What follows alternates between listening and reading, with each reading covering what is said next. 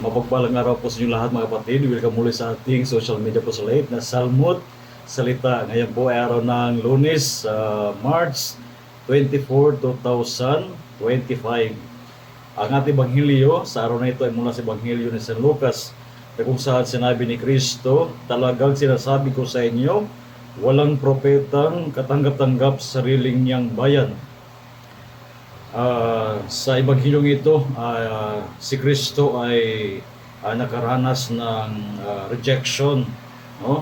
Sapagkat hindi nila tinanggap ang mga salita ng ating Panginoon, salita na kung saan ay walang ibang pakay kundi nais ni Jesus na mabuksan ang kanilang isip at puso, no, sa kanilang sitwasyon bilang mga tao, ang kanilang pagiging sarado bilang mga tao. Ayaw nilang tulungan ng ating Panginoon Kristo na makapagnilay-nilay patungkol sa kanilang buhay at pangangailangan nila na magbalik loob sa Diyos. So datapwat na makinig at magnilay sa Panginoon, kanilang itinakwil si Kristo. Kaya nga sinasabi ni Kristo, talagang sinasabi ko sa inyo, walang propetang katanggap-tanggap sa sarili niyang bayan.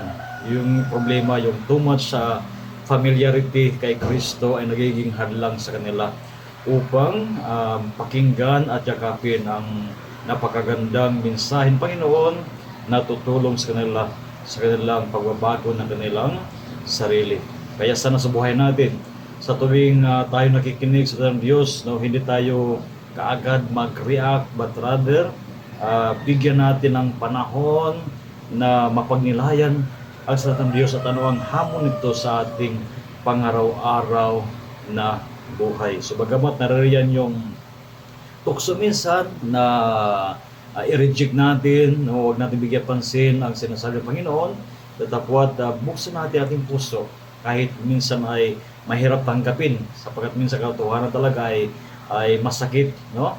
Subalit sa kabila naman na pagtanggap natin ito naman ay maghatid sa atin ng kabutihan ng ating mga sarili. So again, a blessed day sa inyong lahat at pagpalay kayo ng Panginoon sa araw na ito. Ingat po kayo, and of course, if you like this Salmot Salita video, I invite you to share to your friends sa iba't ibang platforms, social media o kaya sa Facebook.